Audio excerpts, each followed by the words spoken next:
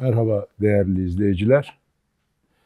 Yeni bir Dünya Edebiyat programında sizlerle birlikteyiz. Yine çok kıymetli bir konuğumla sizlerle bir yarım saat paylaşacağız.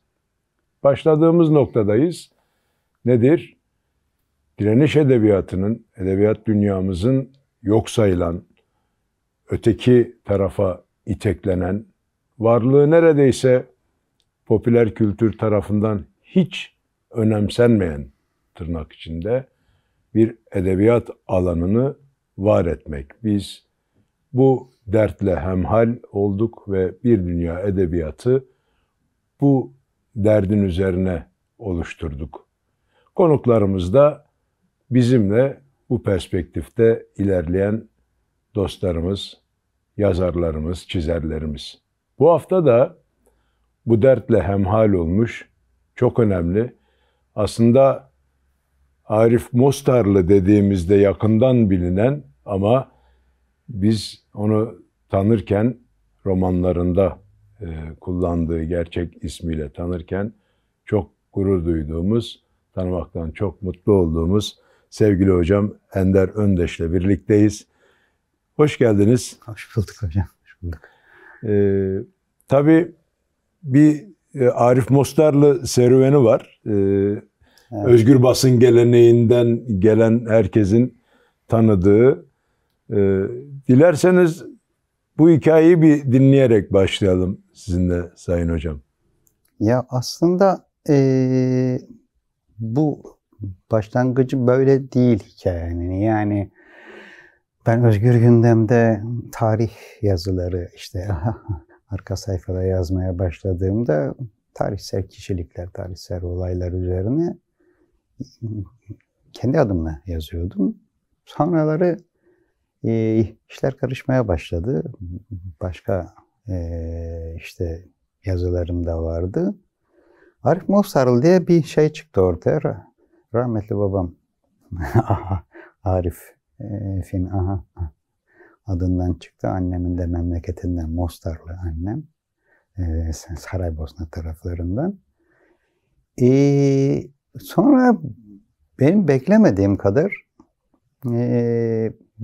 başka bir noktaya geldi. Yani bu kadar devam ettirebileceğimi zannetmiyordum. Ama çok büyük bir zenginlik olduğunu fark ettim. Ve bir de şeyi fark ettim. Zaten ön sözde de var. Tarih akıyor gidiyor. Yani bu akışın içerisine baktığımızda biz önemli olayları görüyoruz ve önemli insanları görüyoruz. Bu önemi de hak etmiş insanlar. Yani hani öyle rastgele insanlar değiller bunlar ama bir de böyle fazla bilinmeyen ya da arka planda kalmış isimler olabiliyor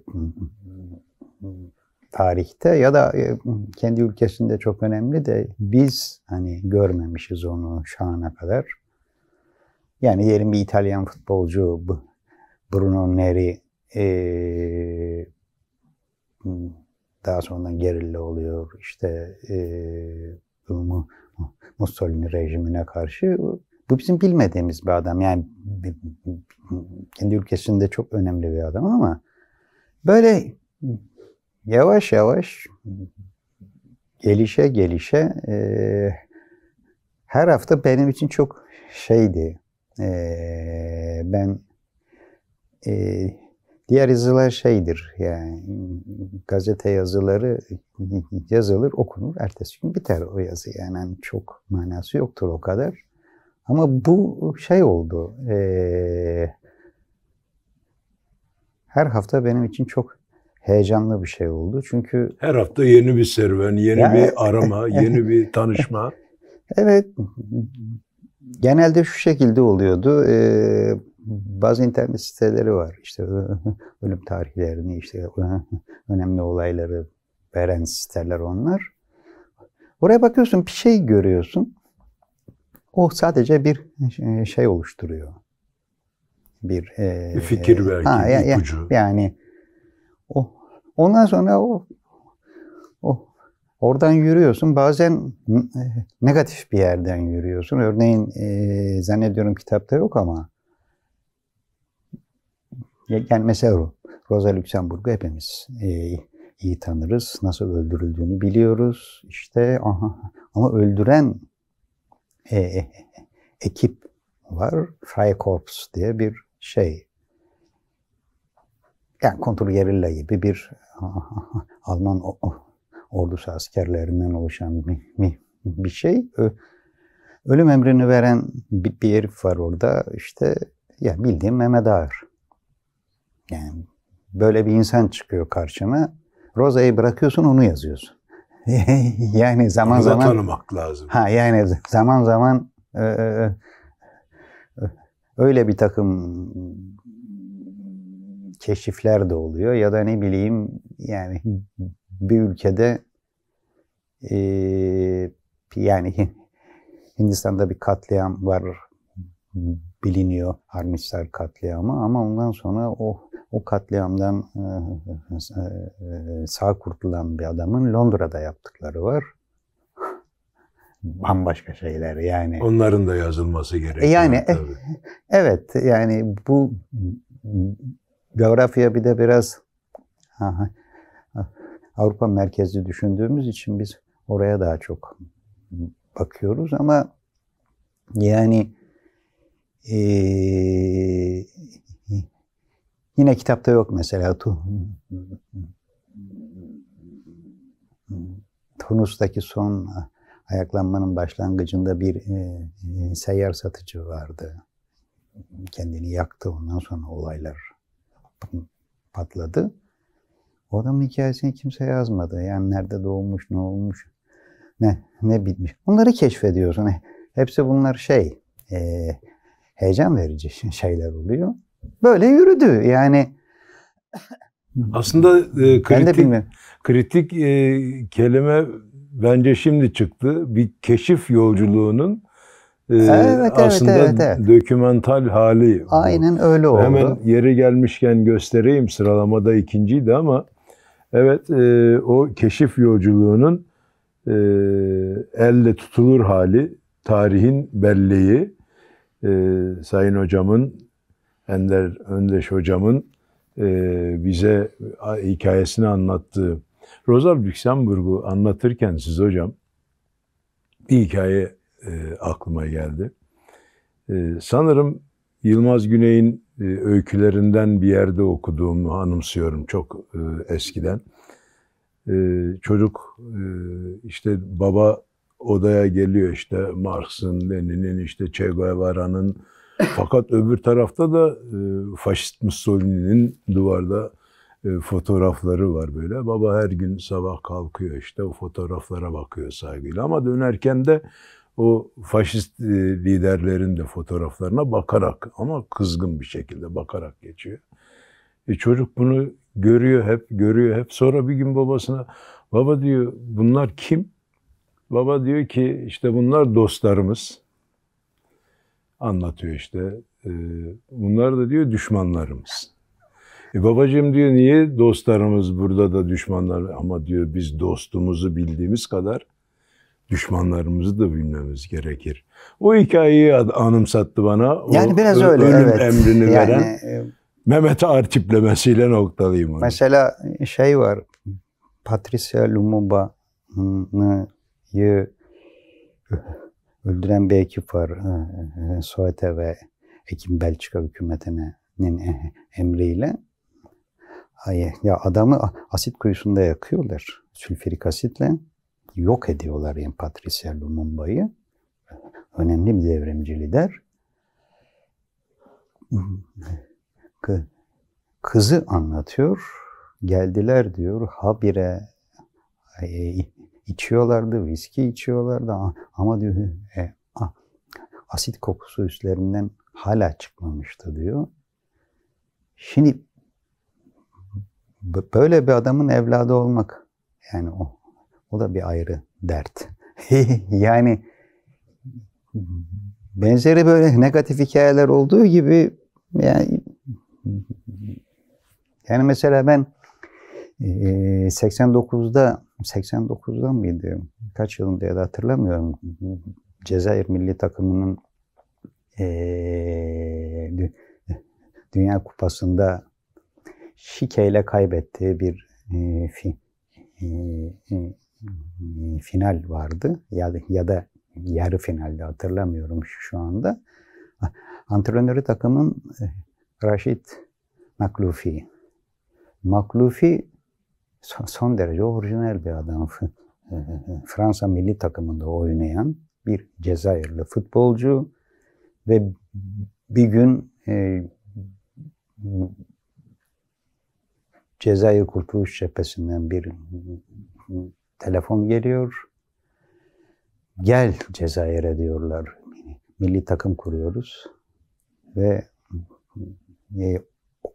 o ve 21 futbolcu şeyde oynayan, Fransa liglerinde oynayan, hepsi birden riske giriyorlar, atlıyorlar ve dünyadaki ilk devleti olmayan milli takımı kuruyorlar. Devlet henüz yok. Fransa'nın sömürgesi henüz. Ve bir sürü maçlar yapıyorlar. İşte Ho Chi Minh'le tanışıyorlar, Mao'yla tanışıyorlar. Böyle bir hikayesi var adamın mesela. Ve ama biz onu antrenör olarak biliyoruz. Yani o dönem öyleydi. Şimdi ne yaptı bilmiyorum. Yani böyle bir takım işte ne bileyim, Leyla Halid'in yanında öldürülen bir adam var.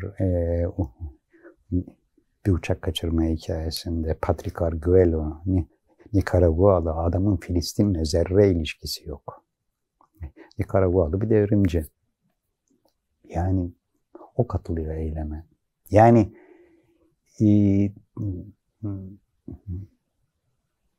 tarihte işte tam da böyle oluyor. Leyla Halid'i hepimiz iyi tanıyoruz ama Patrick Arguello hala Batı Şeria'da bütün duvarları süsler. Resimleri. Yani bir yoldaş olarak görürler onu, öyle algılarlar. Ya böyle bir sürü insan var. Mahir Şahin'i çok iyi tanıyoruz ama Hatice Alankuş diye bir kızcağız var. Güzeller güzeli bir insan. Mahirlere yardım eden kaçtıklarında hapishanede ölüyor. Hastaneye götürmüyorlar. Rezil bir şekilde ve çok genç, yani 26 yaşında falan ölüyor. Yani bunlar heyecan verici şeyler. Yani çok bilinmeyen şeyler olmayabilir bunlar ama yani benim için heyecan vericiydi. Her hafta yazma süreci öyle işte. Yani bakıyorum, bu hafta şunu yazayım diyorum. Ve daldıkça internet alemi özellikle İngilizcelere, İspanyolcalara da gittiğinizde yani bizim sandığımızdan çok daha zengin aslında. Yani sürekli yeni keşifler çıkıyor. Sonunda da yani yüzlerce hikaye olmuştur herhalde. Yani baştan beri topladığımızda. Sanırım kitapta 60'a yakın hikaye var. Evet, yani seçmesi de zor oluyor tabii. Hepsi ayrı bir yaşam. Hangisini eleyelim? Hepsi tabii önemli ama dediğim gibi yani her hafta ben şey diyordum hatta, ya bu beni Alzheimer'dan koruyacak olan yazı dizisi bu. Ama öncesinde bir de hocam roman serüveniniz var. Orada da Feride'nin hikayesini anlatıyorsunuz. Roman yani şeyden başladı aslında. Cezaevindeyken belki hatırlarsınız, Belge Yayınları'nın Yeni Sesler dizisi vardı. Oradan bir şiir kitabı çıktı. Ondan sonra bir roman çıktı, Habiba diye. Sonra bir tane daha şiir kitabı çıktı. Sonra bir öykü kitabı çıktı Nota Bene'den ve Feride çıktı en son. O da ya ben Arap atı gibi sonradan açıldım galiba. Yani İnsan biriktirince paylaşmak istiyor hocam. Öyle oluyor. Belki de öyle oluyor. Evet. Yani birikiyor bir şeyler ve ya bu dünyadan gideceksek hani bir ne birikmişse onu bir anlatalım diyor insan. Roman öyle çıktı ortaya biraz. Bir aslında Feride'nin hikayesi ilk başta bir kısa bir öyküydü. O öykü yayınlandı da hatta yani bir yerde yayınlandı. Yani bir cinayete şahit olan bir hizmetçi kadının hikayesiydi. Biz o hikayede şeyde bırakmıştık. Ne yapacağını bilmez halde böyle korku ve dehşet içerisinde bırakmıştık orada hikayede. Ondan sonra benim yüreğim dayanmadı. Buna bir gelişme ve sonuç gerekiyor dedi evet, galiba. Yani uzadı ve bence bir romana dönüştü. İyi mi oldu, kötü mü oldu bilmiyorum. Onu hani okuyucunun bileceği bir şey elbette. Tabii sonuçta nihai karar. Evet, size yani, iyi gelmişse muhtemelen duygular da iyi yansıyacaktır. Yani iyi tanıdığım yani şöyle bir avantajı hep yani bildiğim yerler ve bildiğim insanları daha iyi anlatabiliyorum. Ortaya bir şey çıktı yani bir şey. Evet, ortaya çıkan böyle bir şey. Ben Feride, bu benim sesim, Ender Öndeş. Ötekinin romanı, Yok Sayılan'ın romanı diyebiliriz ez cümlesinde. Özgürlük ilişkisini yazı dünyasıyla nasıl ilişkilendiriyorsunuz Ender Hocam? Nasıl hocam? Yani özgür bir kalem olmanın rahatlığı mı, yoksa yaşadığınız ülkenin sunduğu hani o tırnak içinde bir baskılama, kafada yaratılan sansür. Özgürlük derken onu anlatıyorum. Yani yazabilmekte özgürlük nasıl bir duygu? Ya özgürlük meselesi şey yani bence insan yazarken yazım aşamasında sonrasında devlet ne yapar ne yapmaz onu ben bilmem. Ama yazım aşamasında kendi özgürlüğünü kısıtlamıyorsa eğer kendisine baskı uygulamıyorsa ortaya iyi bir şey çıkar. Yani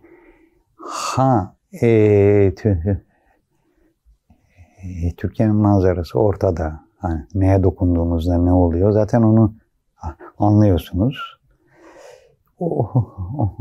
Onların da göze alınması gerektiğini düşünüyorum. Yani ben gazetecilikte de her zaman şöyle düşündüm. İşte özgür gündemi iyi biliyorsunuz. Yani açılır, kapatılır, işte gözaltılar olur, tutuklamalar olur. Ben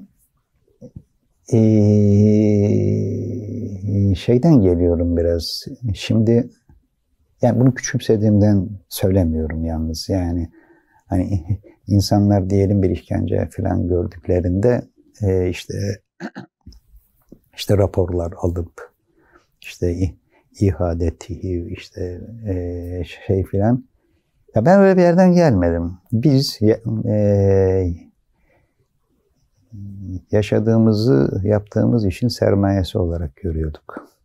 Yani 70'li yıllar itibarıyla diyorum bunu. Yani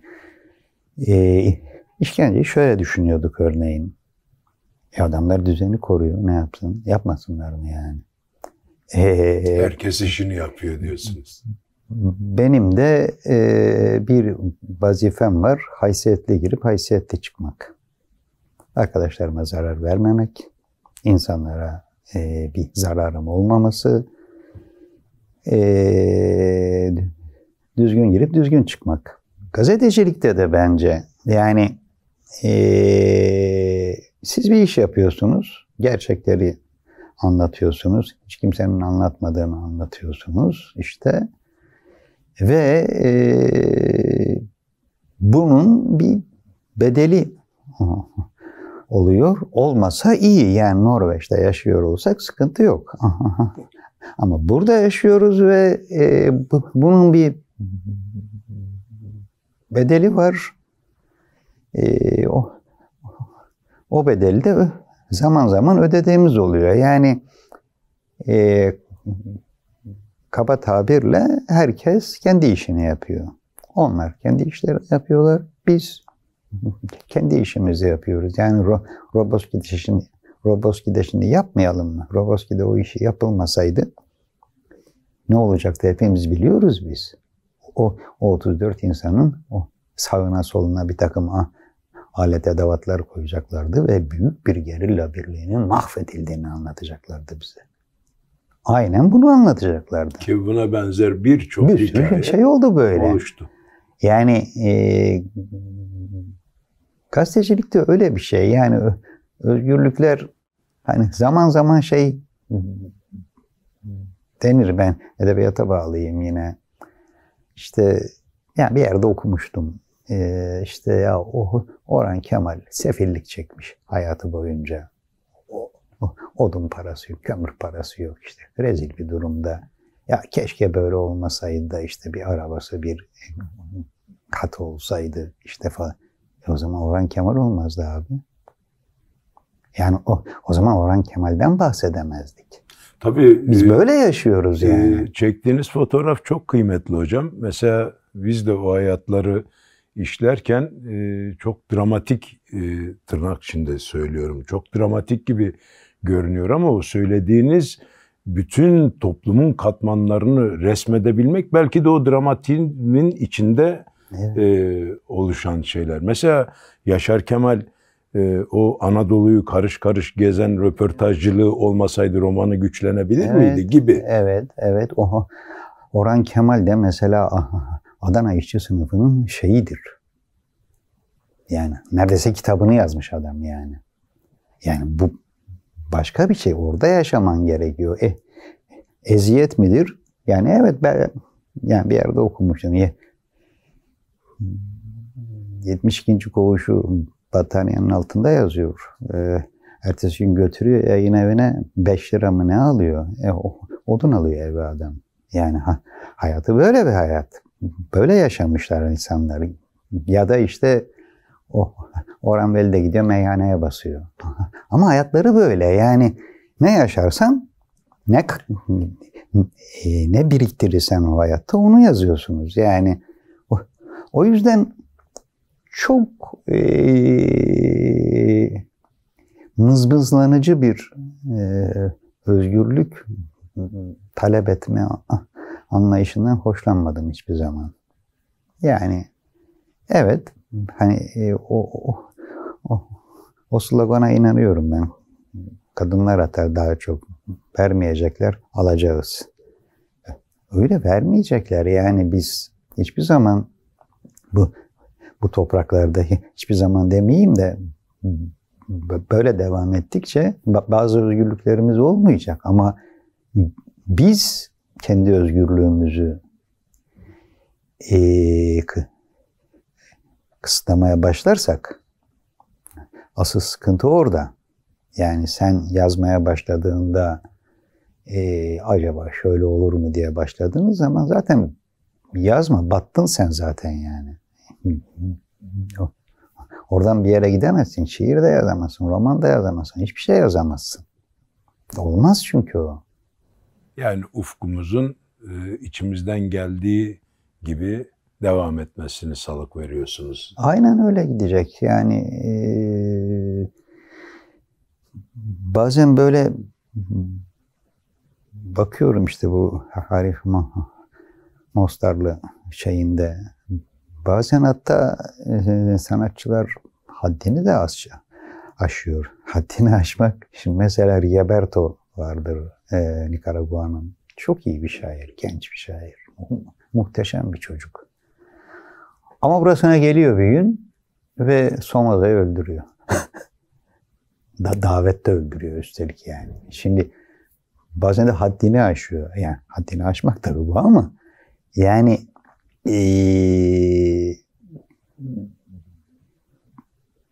devrimci olmak da böyle bir şey ama yani ne bileyim bir şeyi yok.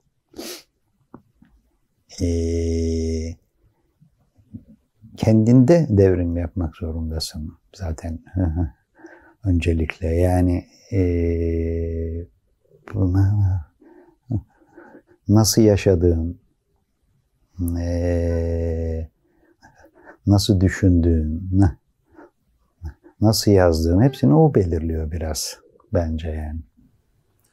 Yani çok önemli aslında gazeteci olarak da acayip manşetler haysiyetli başlayıp haysiyetli bitirmek önemli bir manşetti. Yazacaklara da iyi ipuçlarıydı aslında. Yazma fikri olanlara da iyi ipuçları verdiniz. Ya bir de yazma işi hayatın içinde bir şey ya. Yani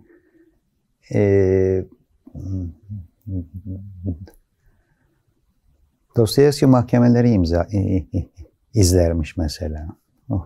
Oturup izliyormuş yani mahkeme salonunda. Mahkemeler iyidir.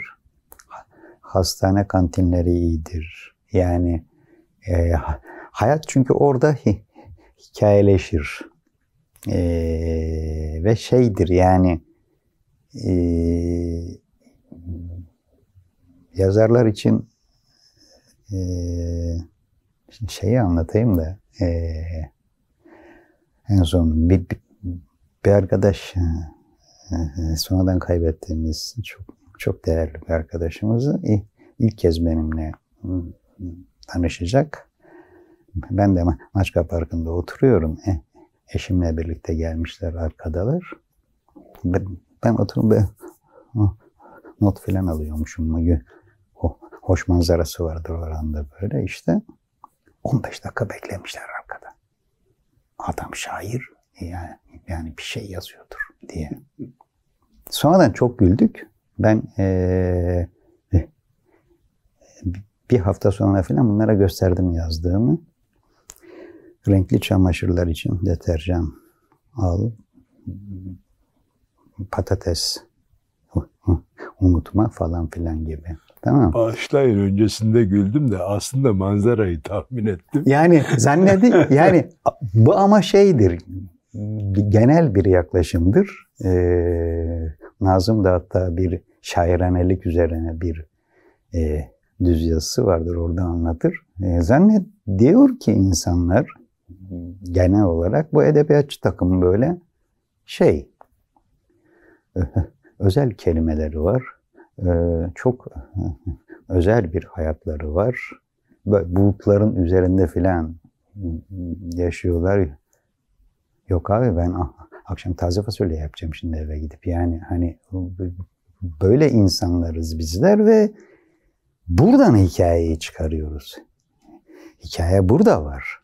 Yani şimdi mesela daha önceki öykü kitabında bir şey var. Onu da mesela ben anlatmış olayım. Ajansın bir haberiydi. O zamanlar Mezopotamya haberi yoktu. DİHA vardı herhalde. Bir İzmir haberiydi. Hiç unutmuyorum. İzmir'de bir hizmetçi bir vatandaş, Mardinli bir yaşlı hastaya bakan olan kadınlar olur ya. Yani öyle bir şey. Yaşlı bir hastaya bakıyor. Alzheimer gibi böyle işte. Ve adam albay, emekli albay. Arada muhabbet açılıyor. Böyle ama adam gidiyor geliyor yani zihni. Ya kızın köyünü yakmış ya. Kızın köyünü yakmış. Ailesini mahvetmiş. Ve ajanstaki arkadaşlar bunu haber olarak verdiler. Bak, Evet, bu çok dramatik. Ya hocam burada roman var. Bak öyküyü geçtim, burada roman var. Ama işte habercilikle böyle biraz işte yani haberci düzdür. Yani 5N 1K yapar işte o. Aha. Ama başka türlü baktığında aynı şeye, aynı habere dehşet bir şey. Ve kadın ne yapacağını şaşırmış, işten ayrılmış yani sonradan da.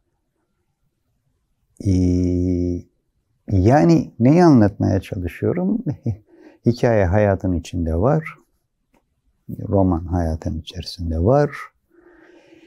Bizim hayata nasıl baktığımıza bağlı, nasıl yakaladığımıza bağlı, neyi gördüğümüze bağlı ve bir de işte o özgürlük meselesine geldiğimizde de kendimizi özgür hissetmediğimize bağlı. Kendimizi özgür hissetmek de ülkedeki siyasi rejimle ilgili bir şey değil. Yani zihnimiz özgürse o özgürlüğü dibine kadar kullanırız biz. Bunun karşılığında abiler ne yaparsa onların bileceği iş. Yani ne diyorlarsa odur. Ne yaparlarsa yaparlar. Ya hapishane olur, bilmem ne olur. Oldu da nitekim yani. Hemen Zerdüşt geldi aklıma bunları söylerken Sayın Hocam. Herkes diyor işini iyi yapacak, iyi söyleyecek, iyi düşünecek. Sonuç iyi olacak. Yani herkes üzerine düşeni iyi yapınca sorun kalmayacak aslında. Yani öyle biraz. Yani bu sıkıntılar getirse de yani bunlara katlanmamız gereken bir dönem olduğunu düşünüyorum. Nitekim katlandık da ve yani cezaevleri eskisi gibi olsun daha hoşuma gidecek tabii yani. Epey bir yazabiliyorduk o zaman. Yani bir sürü kitap falan. Şimdi biraz da bir soğuk geliyor. Ama hapishane güzel yerdir aslında. Yazmak açısından güzel yerdir yani. Sizi tanımış olmaktan, yani sohbet anlamında tanımış olmaktan hakikaten gurur duydum. Bunun devamını da mutlak getireceğim. Eksik kalanlar var. Çünkü süremiz hakikaten Anlıyorum. böyle sohbetlerde, kendi başına akıp giden sohbetlerde biraz dar kalabiliyor. Bizi kırmadınız, geldiniz, bu serüveni bizimle paylaştınız. Çok teşekkür ediyoruz. Vallahi hocam. Ender Hocam. Rahmetli annem, ben kekemeydim küçükken, çok kekemeydim. Annem derdi ki Allah sana bilmiş de bir tedbir almış. Ben herhalde çok konuşuyorum değil mi? Bence keşke herkes sizin kadar çok konuşsa. Yani biraz çok konuşurum. Evet. Çünkü çok öğrendim.